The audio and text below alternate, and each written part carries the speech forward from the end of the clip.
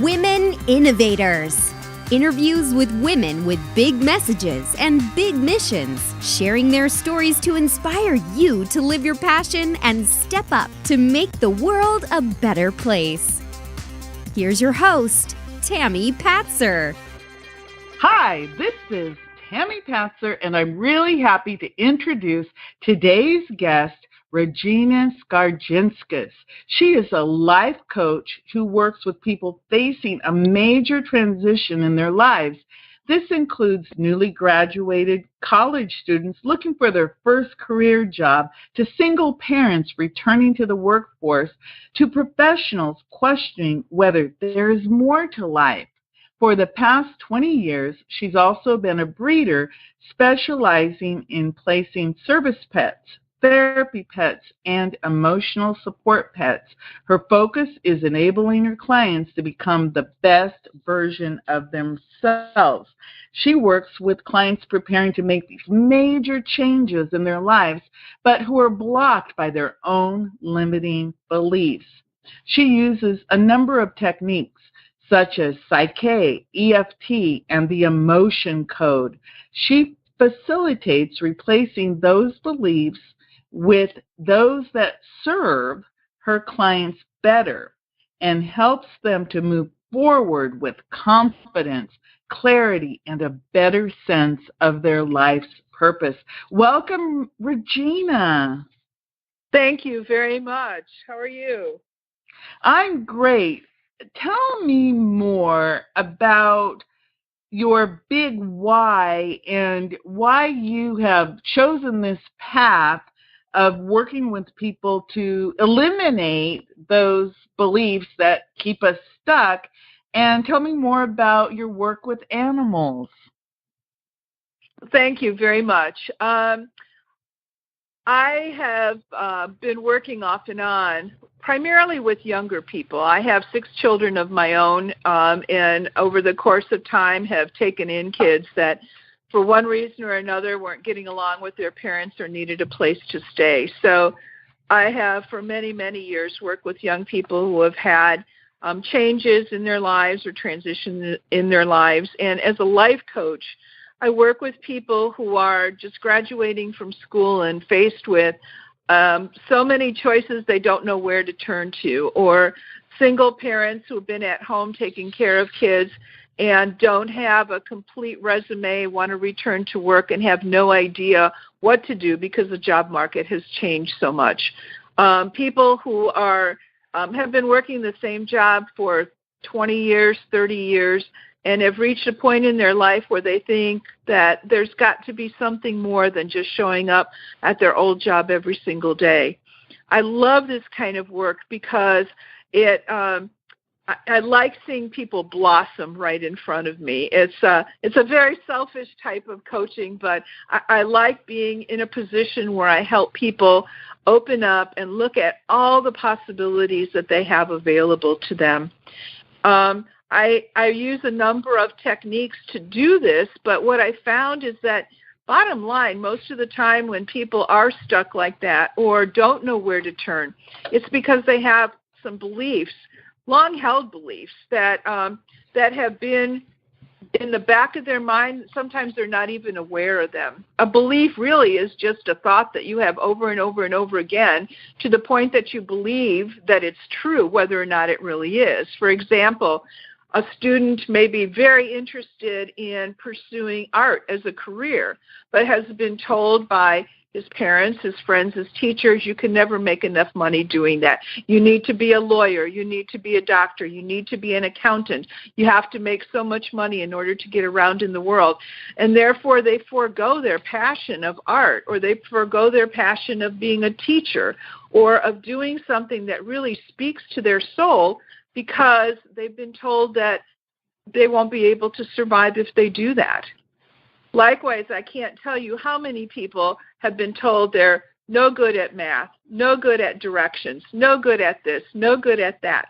And believing all of these things gets in the way of helping them make the best choices for what's going to not only give them a fulfilling life, but really speak to their soul and to their life's purpose.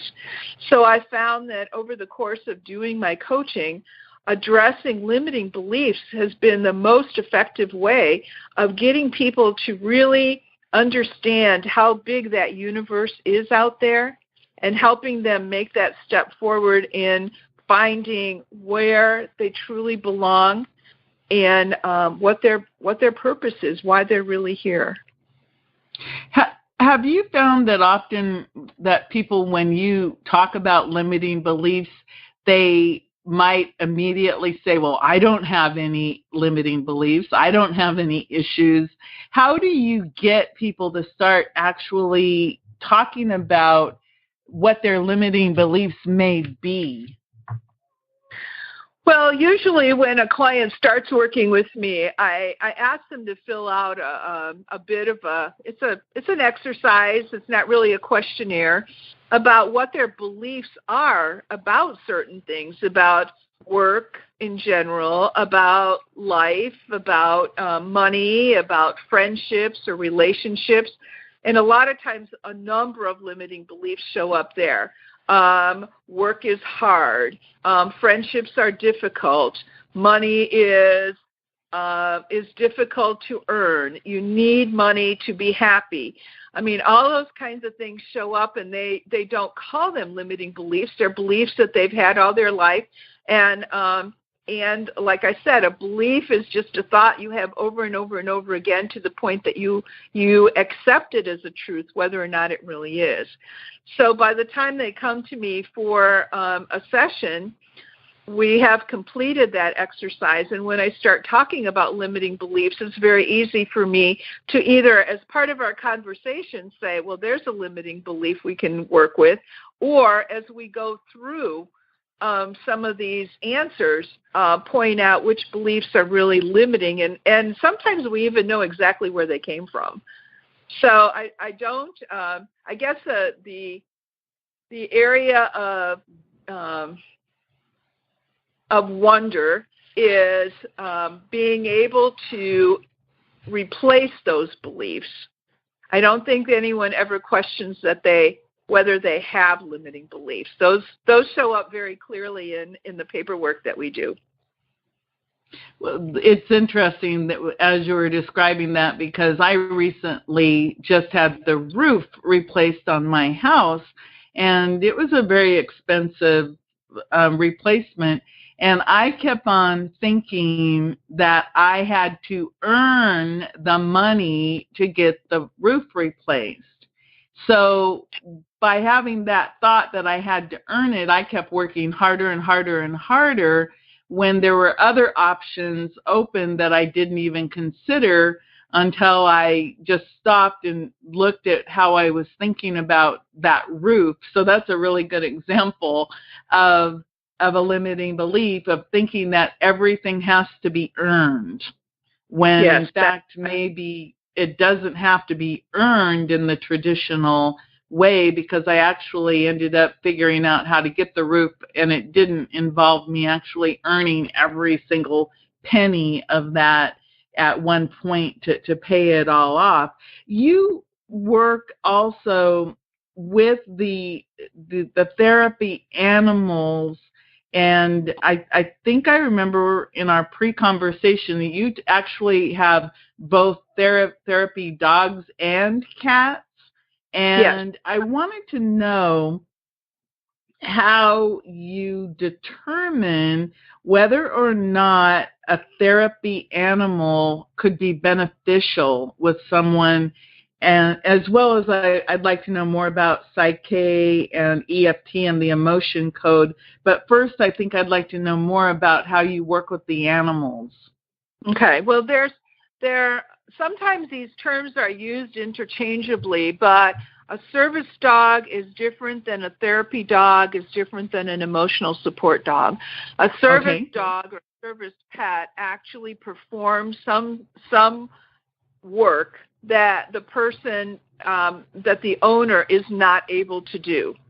So a hearing dog, a sight dog, a dog that maybe picks up things off the floor for you, a dog that has a handle that helps you get up and down the stairs or get up from a chair. Those are called service dogs.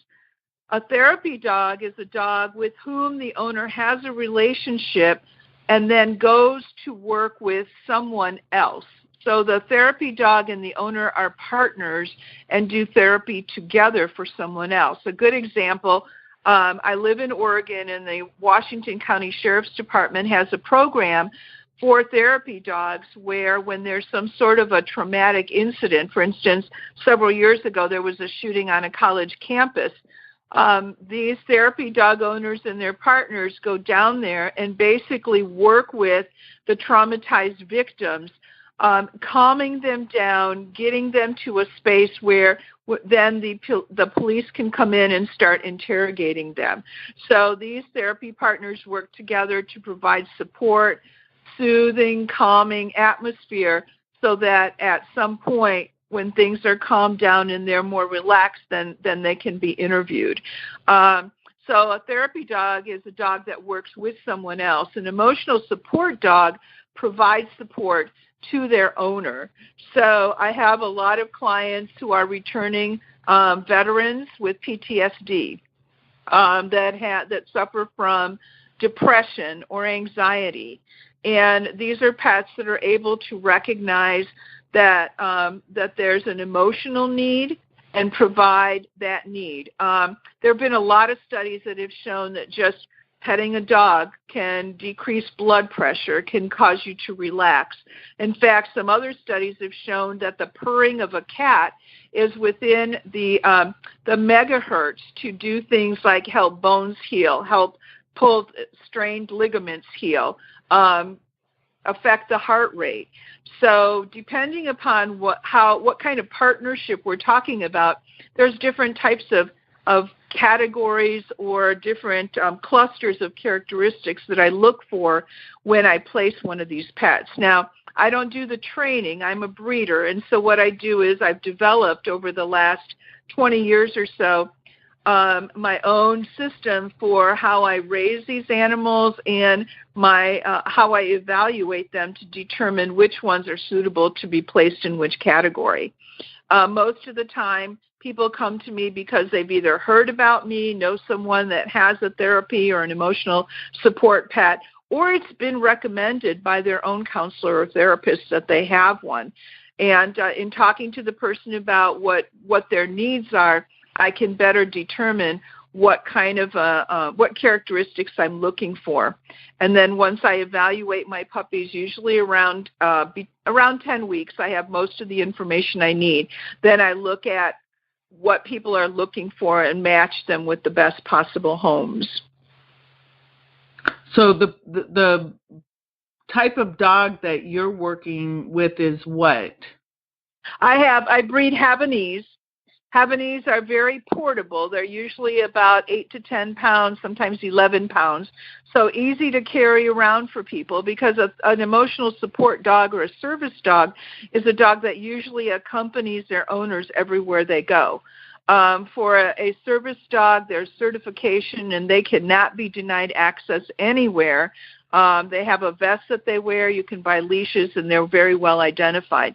Emotional support dogs are not covered under the Americans with Disabilities Act in the same way. However, a lot of places like hotels, airlines, restaurants do allow emotional support dogs to accompany their owners as well. What I do is I look at things like distractibility, prey drive. Some of the tests that I do look at dogs' willingness to work with people, willingness to accept a human as a pack leader, how tuned in they are to their surroundings. And all of this information is useful to me when I evaluate the puppies. I also have arrangements with several retirement homes, and once the puppies have their first set of shots, we visit. One of them in particular has an Alzheimer's unit, independent living. The staff brings them into the skilled nursing facility where people have mobility issues, and I can observe how the puppies do with people that perhaps are not particularly steady, with strangers and strange environments. All these kinds of things go into whether you have kind of what I call a bulletproof cat or dog that's able to adjust to changing circumstances. Wow, that is really, really interesting, because I know more and more people, I've seen more emotional support type dogs when I travel. I've noticed that I've seen several of them out there, but it's such a service to help, all these different types of people who might need that range of services, like you said, from the hearing to the sight to just the emotional support. That's a really fantastic thing. So how many puppies do you normally have at one time? I imagine as a breeder, do you have just one litter a year or so, or how does that work? Well, I have usually I have two, one in the spring and one in the fall. Havanese generally have about 5 puppies in a litter. That's average size. However, I had 7 in the last one, so that was a bit of a surprise. And then my Siberian cats, anywhere from 3 to 6 kittens in a litter. The Siberian cats, which I didn't mention, are a larger cat. They're actually bigger than my dogs, but they're also hypoallergenic. So that takes care of issues of, going on an airplane or in a school and having to worry about people with allergies. I've had a couple of people, we've gone to the home to test the cats out and make sure they'd had no problems, and even people with very severe allergies had no reaction whatsoever. I use them a lot in my practice, too, when I have clients come in my office. I've noticed especially people with ADD or ADHD, if they've got a cat on their lap and are petting their cat, their speech comes a little more easily, their thought process is a little calmer and more refined, and so I've used them myself in my practice. But they also do a great service for people, that are out in the world and need a way to calm themselves down or to calm down a reaction from a traumatic event. Well, right now my cat is in my lap, and I was just really acknowledging how she's very calming to me, and she's very still, and she is purring, but very, very faintly. So it's interesting because sometimes I think animals just know what you need, and I just find dogs and cats, as the companion animals they are, to be very, very interesting and very intuitive and very calming. So tell me more about PSYCH-K and EFT and emotion and the emotion code. I've heard of them, like I'm sure many of our listeners have, but I don't really know what makes them different than, say, talk therapy. What would make PSYCH-K and EFT and the emotion code so different from, say, talk therapy? Well, the talk therapy basically involves kind of rehashing where things are at, where they came from, and a lot of history. I'll start with PSYCH-K. PSYCH-K doesn't really require that. PSYCH-K is basically a process that it was it was mentioned a lot by Dr. Bruce Lipton in several of his books, and there is a lot of empirical evidence that as you do the PSYCH-K, there are changes in portions of the brain. PSYCH-K works primarily with the subconscious mind and incorporates some aspects of neurolinguistic programming. And so with PSYCH-K, you use muscle testing. Are you familiar with muscle testing? Yes, muscle testing would be when you have a response of weak or strong, typically, in the ones I've seen where they push on your arm. Right. And if it stays up, it means it's strong response, and if it's weak, it means it's a negative response, I guess. Right. And so with PSYCH-K, the way this works is that you a positive response when you ask the person to hold their arm out and then you gently push on it after you have them make a statement. And if the statement that you're saying out loud is consistent with what you believe subconsciously, then the arm is very strong because the energy all goes towards just keeping your arm still and resisting the push. If the information is not what you believe subconsciously, then some of that energy is going towards the dissonance between what you said and what you believe, and your arm can't stay down. It becomes weaker, so that's generally interpreted as a no response. So once you can ensure that you're getting a no and a yes response, then we look at some of the limiting beliefs that people have. I'm no good at math. If you believe, we use positive responses, so you would say, I'm excellent at math. And if you test that and the person does believe that they're excellent at math, you'll get a yes response. But if they don't believe that subconsciously, there's a dissonance there between what you're saying and what you believe, and you will get a no response. When you get the no response, the next step is to do what's called, put the person in what's called whole brain posture. This allows the left side of the brain and the right side of the brain to communicate, your emotional side as well as your rational side. And when your emotional side and your rational side are balanced, which most people either go by the gut or go by, a clear rational response. When that's balanced, then you can contact or get in touch with the subconscious mind and implant a belief that is more more consistent with reality.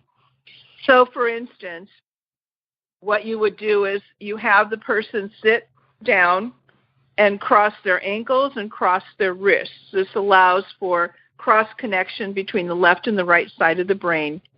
And sit with that phrase, I'm excellent at math, I'm excellent at math, until they feel some sort of a shift. And this shift can be anything from, a tiny muscle that relaxes to a warm feeling in your chest. It's just some sort of a physical shift. Once that physical shift takes place, there's another portion of the process which allows you through neuro-linguistic programming to access the subconscious mind. And you implant, I'm excellent at math. Once the whole process is done, you retest. And you test again, I'm excellent at math. And if you get a yes answer, then you have changed that limiting belief. Now, the cool thing about this is that the change is very subtle, and I would like to tell you what happened to me personally when I was taking the workshop, because it helps me understand how to explain to other people what happens with PSYCH-K. So, as I mentioned, I have 6 children, and I'm a single mom. And so my partner tested, I'm willing to do for myself what I do for others. And that was absolutely not true. And I didn't really have to test it to know that I did not believe that. So we did a PSYCH-K process, and at the end, I tested strong for that. And I didn't feel any different at all. I felt exactly fine. This was Saturday. Woke up Sunday. Everything was exactly right. Monday morning, I was getting ready to have breakfast, and I pulled out half an avocado. And, of course, if you cut the avocado, it's brown on the top. So I thought, well, it's just, oxidizing. I'll cut this off, and it's fine to eat. And next thing you know, I'm throwing the avocado out because I wouldn't give it to anybody else. And I realized that I'm throwing it out, which is not what I would normally do. I caught myself doing something different. And the way I explain it to my clients is that when you do something over and over again, it's like walking through a field, and you kind of lower the weeds and create a path. And before you know it, you're just following that path, and you're not even thinking about it. Every neural connection that you make releases chemicals, and so when you do something by habit, you're in kind of a familiar chemical stew. With PSYCH-K, all of a sudden you catch yourself doing something different. Instead of walking that path, you're creating a new path through the weeds. That chemical stew is a little different, and you notice that this is not the old comfortable thing you used to do, and you catch yourself doing something totally different. You don't need stickies. You don't make a commitment. You don't have to keep telling yourself, I'm going to do this, I'm going to do this. Because you've changed your limiting belief to something else, you now act with that new belief. And you notice it after the fact because you catch yourself doing something different. It's amazing what happens. I had one client that I used to have weekly sessions with, and she said, do you mind if we meet every other week? Because I have changed so much, I don't even recognize myself anymore. She was doing things and going out, and it was amazing what was happening to her. And it was not forced. She was catching herself doing things different from how she normally behaved. And that's the power of PSYCH-K. Using some brain scans, they found that there are changes in the brain when you sit in that whole brain posture.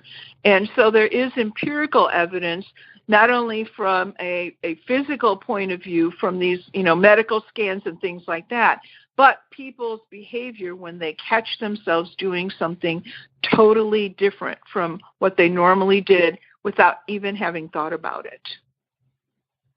Wow. PSYCH-K is probably the most effective tool that I use when we're dealing with limiting beliefs.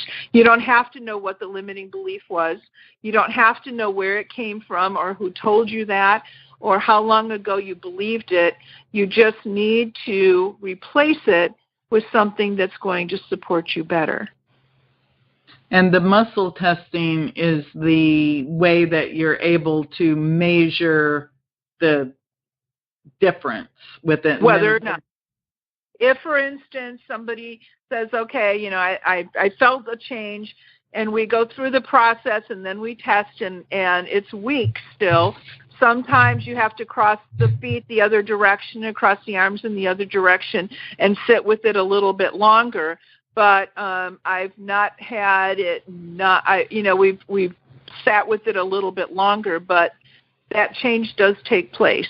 And I usually have my clients watch for the next week, for things that are different. People that, couldn't get along with their boss. One lady in particular did not get along with her boss, and she said, last week I was working with a client and my boss came in and complimented me, and I just about fell out of my chair. Well, my gut sense is that she was so focused on his negative behaviors before that she never noticed anything that he said positively, and now since we changed her limiting belief about the fact that this guy was always so negative, she started noticing some of the positive things instead. Wow, that's a really, really good example. So what is EFT and the emotion code? The EFT is called the Emotional Freedom Technique. It's also known as tapping. Oh, okay. And, if you're familiar with tapping, basically you tap on the meridians, and it has more to do with chakras and the meridians, and you tap and basically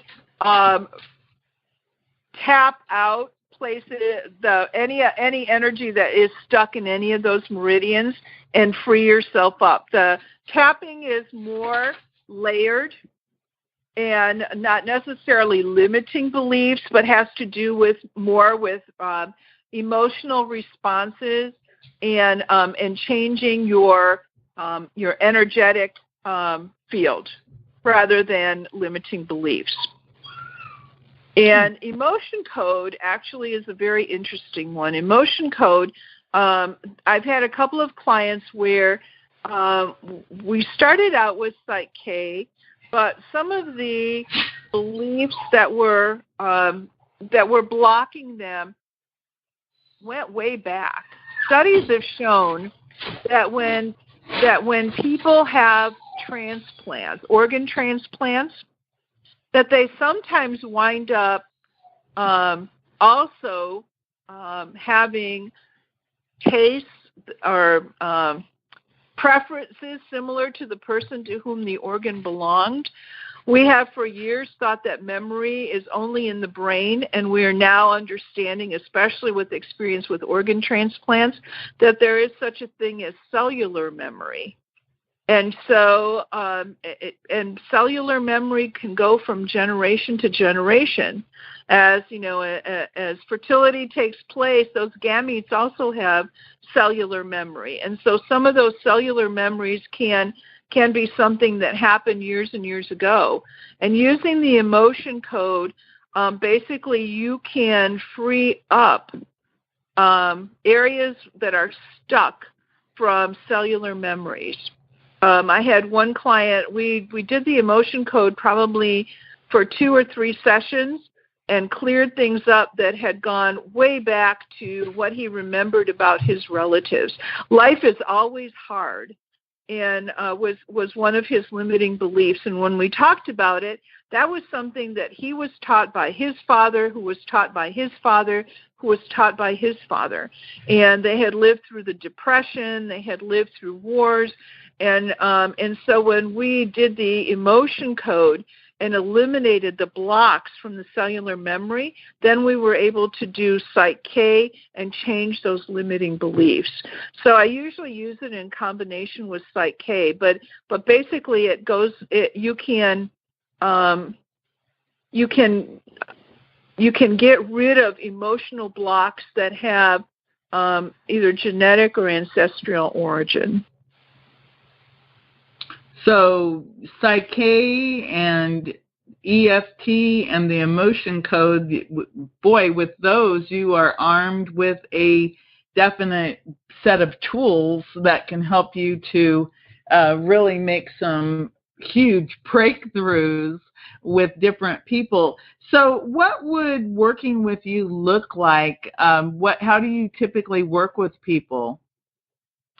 I have some clients that come to my office.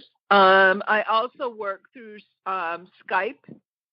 I have clients in all over the United States. I have clients in Europe and Eastern Europe, Canada, and so through Skype, we've done PSYCH-K, we've done EFT.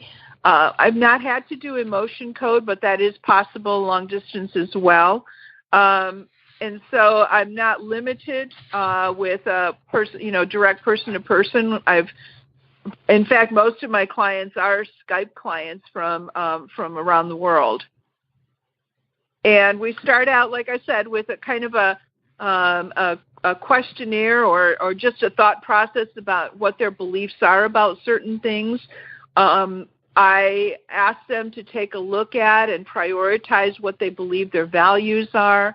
If we have someone that's looking to change a career, we start at some point about midway developing a resume template, and then I take them through all the way to mock interviews.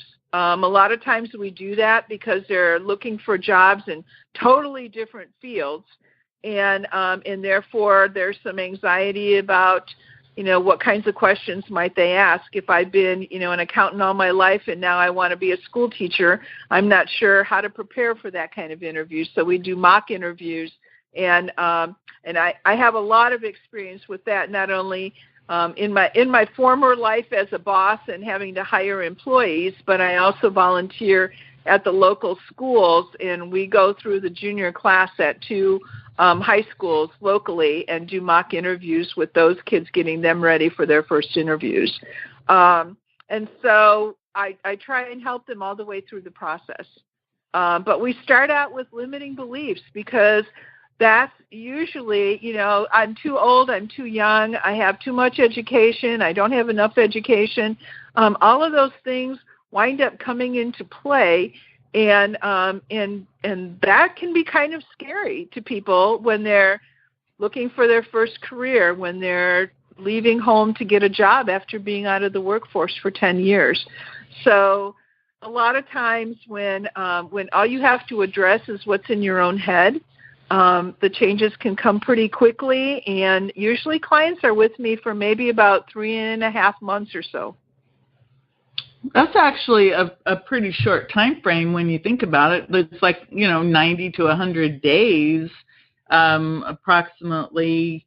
And when you think about if you could have a massive shift in your life over that period of time, how cool would that be? And I really admire that you work with the high school students, because if you get started early and get rid of all of that, the crap that we carry with us into our lives, how cool is that? Because if you can eliminate some of those limiting beliefs early on, just think how much richer and better your life can be, because you go out into the world armed, knowing that you don't have to be stopped at any level, that you can become the person you want to be and have a better life.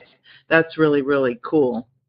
And that's why I love working with young people, because there's so much ahead of them, and you just have to clean off the glasses a little bit. And let them see what all is out there. And, I know of a guy who makes $5,000 a month selling mushrooms online. I mean, if your heart is in there, you have faith in yourself, you put in the work and the time, and you get rid of those limiting beliefs that are constantly throwing up roadblocks. It's amazing what people can accomplish. And just fresh out of school, just fresh out of college, boy, the world is their oyster, and a lot of kids don't realize that.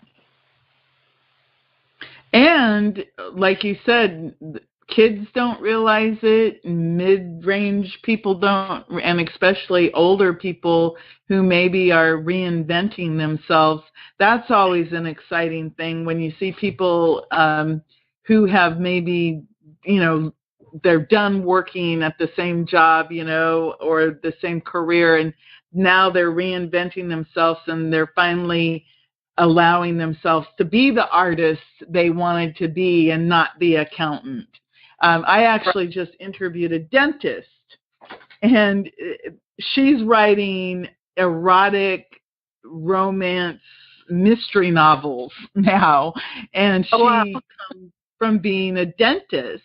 And she was telling me how, as a dentist, she was always, she tried to be funny and everything, but she was always very conservative. And now she's writing these steamy romance novels along the lines of 50 Shades of Grey type style. And so it's really interesting when you look at how many lifetimes we can live in our one lifetime here at this time, that we can reinvent ourselves over and over again. And when we get rid of the limiting beliefs, we truly are unstoppable. So, Regina, if someone wanted to know more about you and your life coach business, and also about your animals, I love the idea of having the Siberian cat and the Havanese dogs. Can you tell us where we can find out more about you? Sure. I have my website is www.anew, ANEWYOUTLC.com. And I also have a Facebook page, Anew You, for my coaching business. And then my therapy pets, you can find, my kennel name is Havadoros, HAVADOROS. And I have a Facebook page. That's probably the best place to find me, is on the Facebook page. Right now, my cats are on with the dogs because I had 2 litters of puppies, and I have a cat that thinks he's a dog and was sleeping with my puppies, and so he's handsomely featured in there. Once I have the kittens, then I'll put up some information there, but they can catch me at Havadoros, and we can talk from there. I did want to mention, too, something that's probably critically important, especially in this day and age. But I've recently been working with a PSYCH-K instructor by the name of Rita Soman. And Rita has successfully used PSYCH-K in working with drug and alcohol addiction. I've been working with her for training to work in this particular area, because drug and alcohol addiction is a huge, huge problem. And she's successfully been able to use PSYCH-K in treating both of those addictions. Wow, that's a major breakthrough. If people can start changing their lives around addictions, that is really huge. Well, Regina, thank you so much. Number one, you educated us about some of these things, because, like I said, I've heard of PSYCH-K and EFT and the emotion code, but I didn't really know what they were. So thank you so much for educating us and sharing your expertise today. I really appreciate it. Well, thank you for the opportunity for this interview and to talk to you, because it's I love this work, and I think that a lot of people could benefit from it. I appreciate it. Thank you so much. This is Tammy Patzer. Go make it a beautiful day. You've been listening to Women Innovators with Tammy Patzer. To learn more, please go to womeninnovatorsradio.com. And please do subscribe and share to spread the big messages and big missions to change the world.